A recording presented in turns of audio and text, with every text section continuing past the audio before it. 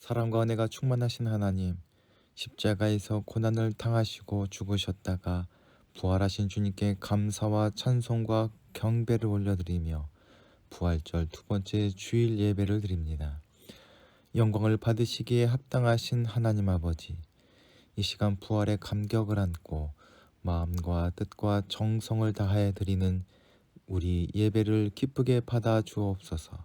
또한 저희 심령에 부활의 기쁨이 사라지지 않도록 성령님께서 늘 함께 해 주시기를 기도합니다.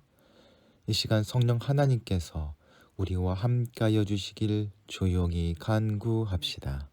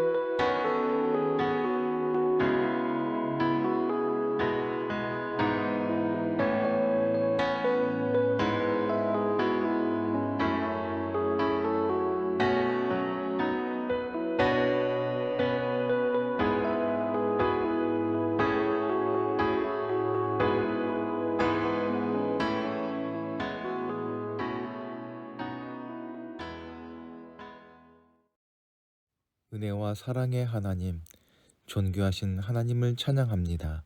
거룩하시고 영광스러운 주님, 저희에게 4월 셋째 주일을 허락하사 하나님을 찬양하며 높이게 하여 주심을 감사드립니다. 아름다운 봄을 허락하시고 모든 자연이 생명의 나래를 펴게 하심을 감사합니다. 영광을 받으시기에 합당하신 주님을 주의 백성들이 찬양하오니 받아 주옵소서. 긍휼이 많으시며 노하기를 더디하시는 하나님 아버지, 그 크신 사랑에 의지하여 참 마음으로 회개합니다. 지난 한 주간도 저희는 하나님의 뜻과는 너무나도 어긋난 삶을 살았습니다. 마음과 뜻과 힘을 다하여 하나님을 사랑하지 못했고 주님께 드려야 할 충성과 헌신을 뒤로한 채 세상 일에만 몰두하며 살았습니다. 내 이웃을 내 몸과 같이 사랑하라 하신 주님의 명령도 마음에 두지 않았습니다. 그리하여 이웃의 아픔과 고통을 외면한 채 이기적인 삶을 살았습니다. 하나님 앞에서 경건한 생활도 포기한 지 오래되어 저희 몸과 마음은 더러운 말과 행실로 오염되어 있습니다. 주님, 이 모든 죄를 회개하오니 긍휼을 베푸사 용서하여 주옵소서. 아름다운 계절의 한중앙을 지나고 있습니다. 하나님의 은혜가 아니면 단 하루도 살아갈 수 없는 저희들임을 주님께 고백합니다. 저희 일상에 놓여진 수많은 삶의 풍경을 따라 감사하며 살아가길 원하오니 저희들 심령 속에 하나님의 높으신 사랑과 은혜가 충만하게 임하게 하시고 늘 감사와 찬양을 잃지 않게 하옵소서. 역사의 주관자 되시는 하나님 아버지, 대한민국이 주님의 나라 되게 하옵소서. 대통령을 위시하여 모든 정치인들이 공의를 행하며 정의를 실천하게 하옵소서. 자신의 욕망과 이익을 위하여 살아가는 자들이 아니라 온전한 능력의 주인 되시는 하나님을 위해 진리에 바로 서는 자들이 되게 하옵소서. 한국교회가 깨어 기도하기 원합니다. 나라를 위하여 기도하고 복음화를 위해 기도하며 경제적으로 어려움을 극복할 수 있도록 기도하게 하옵소서. 무엇보다 세계 속에서 하나님의 나라를 일구어 나가는 복된 한국 교회 되게 하옵소서. 주님을 사모하며 은혜를 구하는 이한 공동체의 식구들을 기억하여 주시옵소서. 아직도 함께 모이지 못하지만 각자의 자리에서 예배할 때에 성령님께서 그 마음을 하나 되게 하여 주시옵소서. 예배할 때에 하늘의 위로가 함께하여 주시고 간절히 기도할 때에 필요한 은혜를 채워주시옵소서. 주님께서 세워주신 문봉 책방소가 주님이 기뻐하시는 사업장으로 온전히 세워질 수 있도록 그 걸음과 계획을 인도하여 주시옵소서. 이미 아름다운 소문이 많은 사람들 사이에 퍼지고 있음을 감사드리며 더 많은 사람들에게 만족과 기쁨을 주는 아름다운 기업 되게 하여 주시옵소서. 우리 구주 예수 그리스도의 이름으로 기도하옵나이다. 아멘.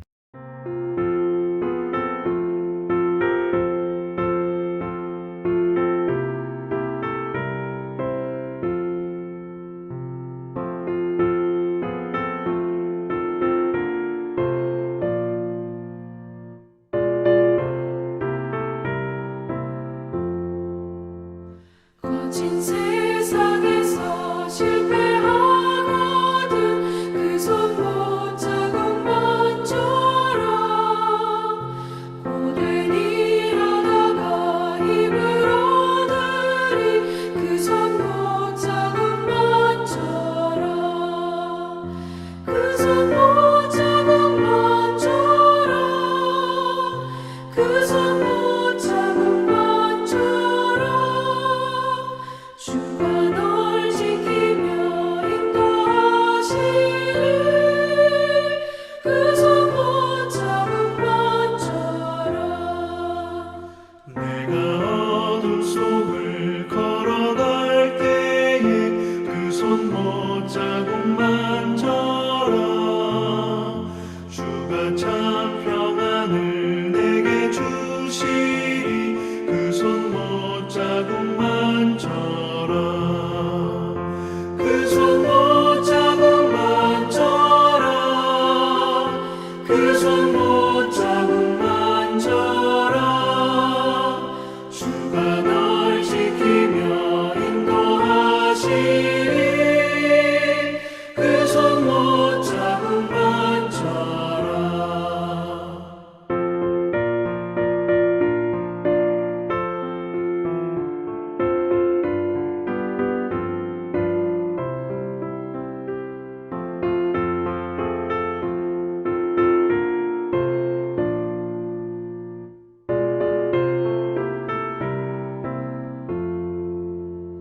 내가 부활의 주 따라가려면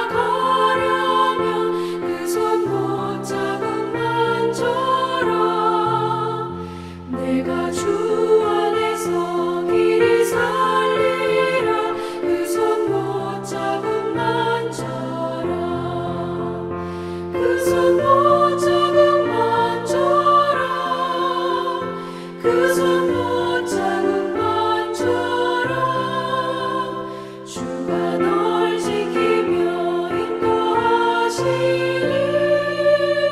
그 손 못 잡은 만처럼 너의 죄악의 짐 무거울 때에 그 손 못 잡은 만처럼 마른 문 열고서 주를 모셔라 그 손 못 잡은 만처럼 그 손 못 잡은 만처럼 그 손 못 잡은 만처럼 주가 널 지키며 인도하시리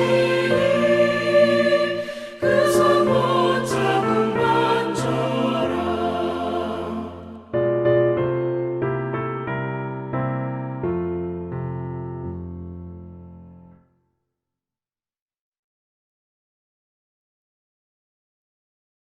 오늘 우리에게 주시는 하나님의 말씀은 요한복음 20장 19절부터 31절까지의 말씀입니다.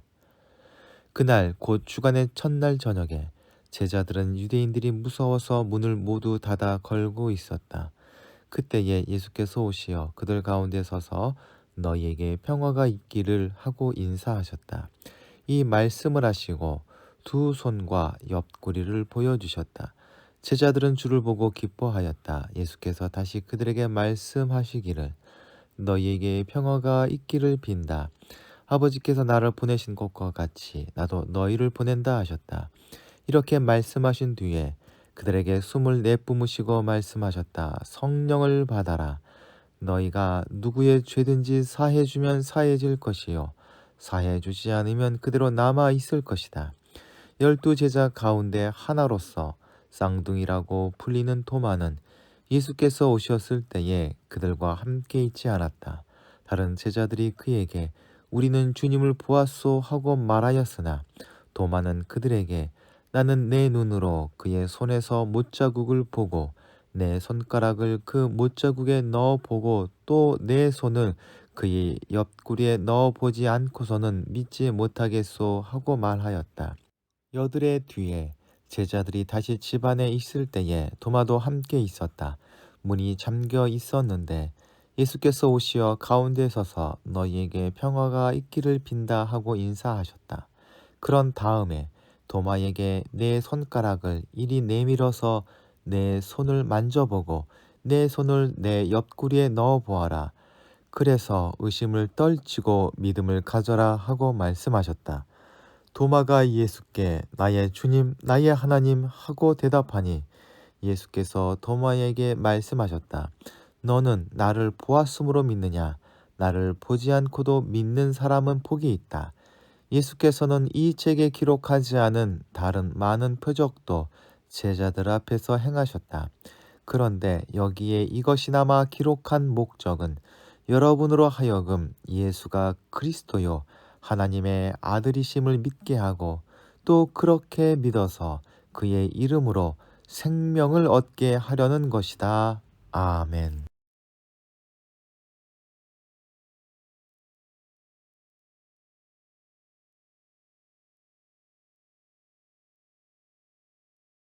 오늘은 부활절 두 번째 주일입니다.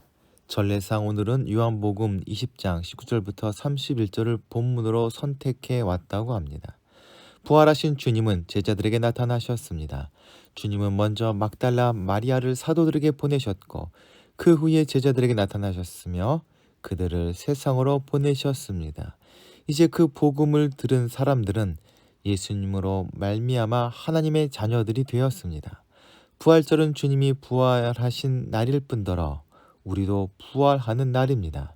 즉 모두가 하나님의 자녀로 거듭나는 날이라 할 수 있습니다. 그 사실을 다시 한번 생각해 보는 날이 이번 주일입니다. 초대교회 당시 부활절만 중요한 게 아니라 이어지는 일주일의 시간이 매우 특별했다고 합니다. 이 기간은 첫날인 부활주일 저녁부터 토요일까지 세례받은 교인들이 매일 저녁 모였습니다. 2세기 교부인 히폴리투스의 사도 전승에 따르면 세례 예비자는 3년 동안 교육을 받고 교인이 되는데 카테쿠메나테라고 불리는 세례 교육기간, 예비자는 성경과 교리, 기도와 금식으로 세례를 준비하고 부활절 날 세례를 통해서 정식 교인이 됩니다. 이때 비로소 주기도와 평화의 인사, 성찬을 모든 교인과 동등하게 나누게 되었다 합니다. 하지만 방금 세례받은 사람들은 아직 그 심오한 의미와 신비를 완전히 이해하지는 못했을 것입니다. 그래서 세례받은 사람들은 부활절 이후 일주일 동안 성례전과 예배에 관한 교육을 받는데 이것을 일명 신비교육이라고 불렀습니다. 교인들은 이 시간을 통해 자신이 받은 성례를 되새기고 그 신비한 의미를 깨닫도록 안내받게 되었다 합니다. 이런 배움을 통해 교인들은 다시 거듭나는 체험을 하게 되었던 것 같습니다. 그래서 부활절 둘째 주일의 또 다른 이름이 라틴어로 어린아이처럼 새로 태어나는 주일이라고 불렀다 합니다. 부활절이 주님이 부활하신 날을 기억하는 날이라면 부활절 둘째 주일인 오늘은 주님의 부활로 말미암아 우리가 부활을 누리게 되는 것을 기억하는 날이 되는 것입니다. 기독교 신앙을 전하는 데 있어서 사도들을 비롯한 교회 공동체 구성원들은 예수님을 직접 대면하고 그 하신 일을 보고 전한 말씀을 들었기에 굳이 기록물이 필요하지 않았을 것입니다. 그러나 시간이 지나고 세대가 바뀌면서 예수님을 직접 보지 못하고 그 가르침을 듣지 못한 사람들이 교회 공동체 안에서 많아지게 되자 예수님에 대한 기록을 남기는 일이 필요하고 매우 중요한 것이 되었습니다. 복음서는 예수님을 직접 보지 못한 하나님의 백성들을 위해서뿐만 아니라 불신자들에게 기독교 신앙을 전하기 위한 강력한 증거로 준비되고 사용되었습니다. 복음서가 주님의 부활을 경험하고 영생을 누리기 위해서 기록되었지만 특별히 요한복음은 이 목적을 더욱 분명하게 밝힙니다. 여기에 이것이나마 기록한 목적은 여러분으로 하여금 예수가 그리스도요 하나님의 아들심을 믿게 하고 또 그렇게 믿어서 그의 이름으로 생명을 얻게 하려는 것이다 라고 요한복음은 끝을 맺습니다. 오늘 본문에서 주님의 부활을 의심했던 도마라는 인물은 주님을 보지 못하고 믿어야 하는 우리를 대표하고 있는 인물이라 볼 수 있습니다. 그를 통해서 우리가 어떻게 주님의 부활을 경험하고 고백하게 될 수 있는지 다시 한번 돌아보도록 합시다. 제자들은 예수님께서 부활하신 것을 마리아를 비롯해서 엠마오의 두 제자를 통해서 들었으나 부활의 감격과 기쁨을 그들은 아직 소유하지 못하였습니다. 그들은 한 곳에 모인 후 문을 꼭꼭 걸어 잠그고 숨어 있었습니다. 문을 잠그는 것은 두려움 때문일 것입니다. 예수님을 십자가에 못 박았던 유대인들이 아직도 자신을 노린다고 생각했고 예수님이 정말 부활하신 것인지 아니면 어떤 다른 일이 일어난 것인지 전혀 알 수 없는 상황 속에서 제자들은 예수님의 부활을 믿지 못한 채 두려워하며 문을 잠그고 대책을 논의했을 것이라 상상하게 됩니다. 예수 그리스도께서 부활하셨다는 역사적 사실도 중요한 사건이지만 우리 신앙에 있어서 더욱 중요한 것은 주님의 부활이 제자들을 비롯한 우리들에게 무슨 의미가 있느냐는 것입니다. 문을 걸어 잠그고 숨어있는 제자들의 모습을 보면 예수님의 부활은 그들에게 아무런 의미가 없어 보입니다. 예수님의 부활이 우리와 무슨 상관이 있는지 알려주는 놀라운 사건이 이어서 벌어집니다. 숨어있던 그들에게 예수님이 갑자기 찾아오신 것입니다. 두려움에 사로잡힌 제자들이 잠가놓은 방으로 예수님께서 찾아오십니다. 예수님은 그들에게 너희에게 평화가 있기를이란 인사를 하십니다. 이것은 대단한 특별한 메시지가 아니라 아주 평범하고 일상적인 유대인들의 인사일 뿐입니다. 그러나 지금 이 순간 예수님의 인사는 단순한 인사를 넘어서 하나의 선언이요 축복이 됩니다. 평화가 너희의 것이다 라는 말로써 평화를 갖게 되었다는 소유를 강조하신 것입니다. 즉 부모가 자식에게 윤산을 남겨주는 유언장과 비교할 만한 중요한 언약입니다. 예수님께서 요한복음 14장에서 나는 내 평화를 너희에게 준다고 하신 약속의 성취요 또 평화를 나눠주시는 순간입니다. 제자들 안에 있던 두려움을 몰아내시고 평화를 누리도록 하신 것입니다. 주님의 죽으심으로 잃어버린 평화가 부활하신 그리스도께서 찾아오심으로 회복된 것입니다. 평화를 선포하신 주님에게는 제자들을 찾아오신 목적이 있습니다. 아버지께서 나를 보내신 것과 같이 나도 너희를 보낸다는 말씀으로 그 이유를 알려주십니다. 그것은 자신이 부활하셨음을 증명하기 위함이 아니요 단순히 무서워하고 있는 제자들을 위로하려고 하신 것이 아닙니다. 부활하신 주님이 제자들에게 나타나신 것은 그들을 보내기 위함입니다. 오해가 없어야 할 것은 우리가 평화와 기쁨을 누리는 것은 우리의 노력이나 수고의 결과가 아니라 부활하신 그리스도께서 우리에게 찾아오셔서 함께할 때에 자연스럽게 생겨나는 것입니다. 이런 관계를 기반으로 해서 주님은 제자들을 비롯한 우리들을 보내십니다. 부활의 새벽에 막달라 마리아를 제자들에게 보내신 주님은 제자들을 보내시고 이 말씀을 읽고 있는 우리도 파송하십니다. 사도 요한은 요한복음에서 예수님을 보냄을 받은 이로 소개합니다. 대초부터 계신 말씀의 성육신으로 예수님은 세상에 보내졌습니다. 나의 양식은 나를 보내신 이의 뜻을 행하는 것이다 라는 예수님의 말씀을 보냄을 받은 이로써 예수님께서 자신을 어떻게 보고 계셨는지 명확히 보여줍니다. 세상이 구원을 받도록 보냄받은 이가 예수님이라면 예수님이 보내신 제자들의 사명 또한 분명합니다. 구원은 세상을 사랑하시는 하나님의 사역이고 그리스도의 사명이며 제자들의 해야 할 일입니다. 제자들을 보내시는 예수님께서는 그들을 그냥 보내신 것이 아니라 성령님을 부어주십니다. 그들을 향하사 숨을 내뿜으시며 이르시되 성령을 받으라고 기록된 이 대목은 요한복음이 전해주는 성령 강림 사건이라 할 수 있습니다. 요한복음은 다른 어떤 복음서보다 성령님에 관한 말씀과 약속이 많이 기록되어 있고 강조되어 있습니다. 사도행전이 알려주는 오순절 성령 강림과 다른 성령 강림 장면을 사도 요한은 우리들에게 알려주고 있습니다. 본문에서 예수님께서 숨을 내뿜으셨다는 동작은 구약 성경의 몇몇 장면을 떠올리게 합니다. 창세기에서 하나님이 흙으로 사람을 빚으시고 그 코에 생기를 불어 넣으시는 장면에서 이 단어가 사용되었습니다. 그리고 에스겔서에서 골짜기에 가득 찬 마른 뼈들을 살아있는 군대로 만드는 과정의 마지막에 생기라는 단어를 쓸 때에 이 단어가 사용됩니다. 예수님께서 제자들에게 숨을 불어 넣으셨다는 것 또한 이러한 맥락에서 이해해야 할 것입니다. 그리고 성령으로 충만한 사람의 중요한 특징으로 이어서 말씀하시는 것이 용서입니다. 부활을 누리는 신앙 공동체는 성령으로 세워지고 그 성령님이 함께 하시는 증표는 죄를 용서하는 데에 있습니다.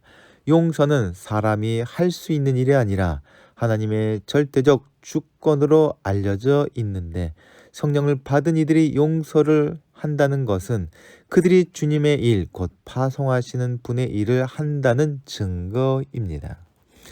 예수님께서 부활하신 후 제자들을 만나셨을 때에 그 자리에 없었던 도마는 예수님의 부활을 의심할 수밖에 없었을 것입니다.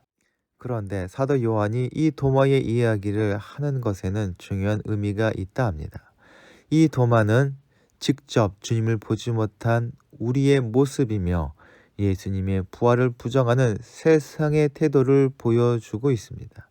이 도마를 주님이 만나 주십니다. 부활하신 주님이 처음 제자들을 만나셨던 자리에 도마는 없었습니다. 그는 예수 그리스도를 보았다는 다른 제자들의 말을 전해 들었지만 믿을 수 없었습니다. 그는 딱 끊어서 이렇게 말합니다.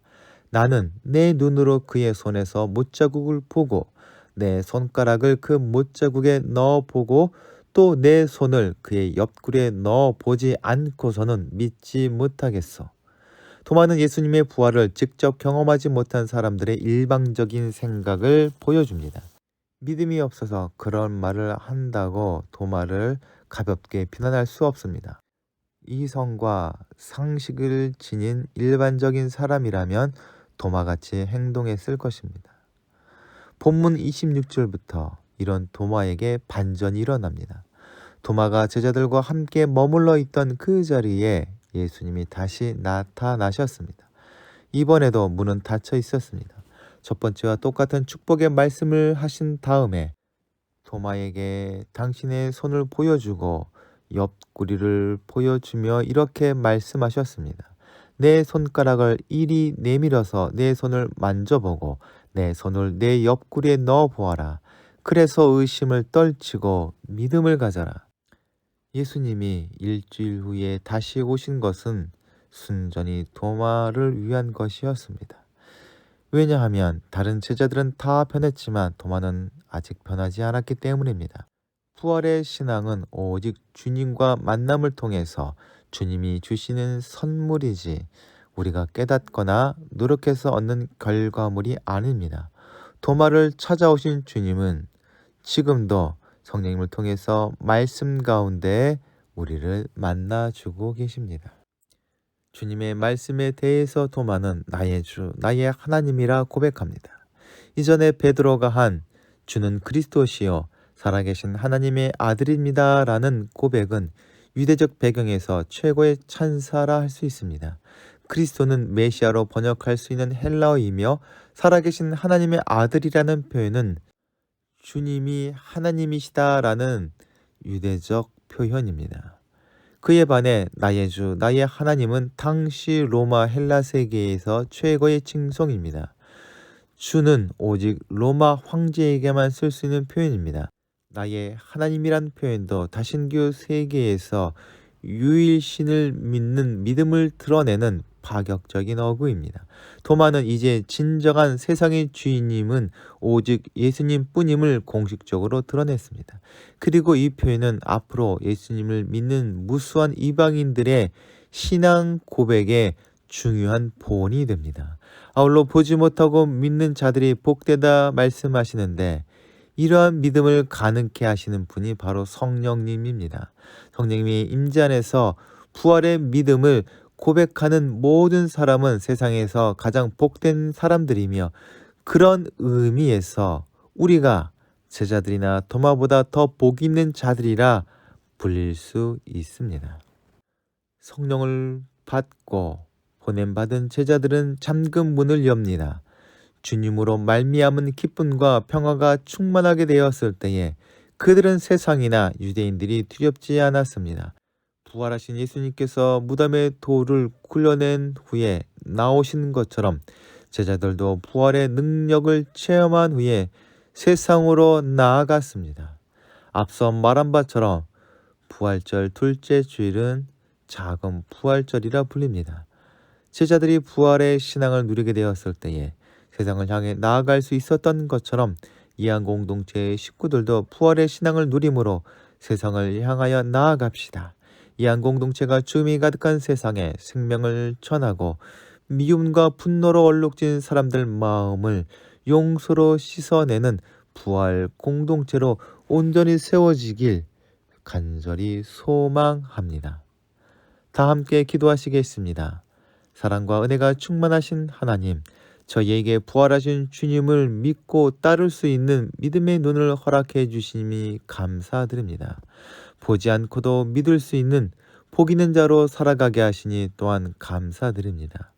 부활하셔서 저희를 생명으로 이끄시는 주님의 인도하심과 통치를 경험하면서 영생을 누리는 백성으로 살아가게 하옵소서. 아울러 주님이 저희를 부르시고 보내신 사명을 순종하여 약속하신 성령님의 충만 안에서 영생의 복음을 전하는 증인으로 살아가게 하옵소서. 우리 구주 예수 그리스도의 이름으로 기도하옵나이다. 아멘. 함께 공동체의 고백을 하시겠습니다. 하나, 우리는 문제가 있습니다. 둘, 문제에는 끔찍한 대가가 있습니다. 셋, 하나님은 해결책을 가지고 계십니다. 넷, 그 해결책은 믿음으로 누립니다. 지금은 우리의 선한 목자 예수 그리스도의 은혜와 하나님 아버지의 무한하신 사랑과 우리를 승리케 하시는 성령님의 역사가 이 시간 머리 숙인 이한 공동체 식구들과 가족과 경영하는 생업 위에 지금부터 영원토록 함께하여 주시길 간절히 축원하옵나이다. 아멘.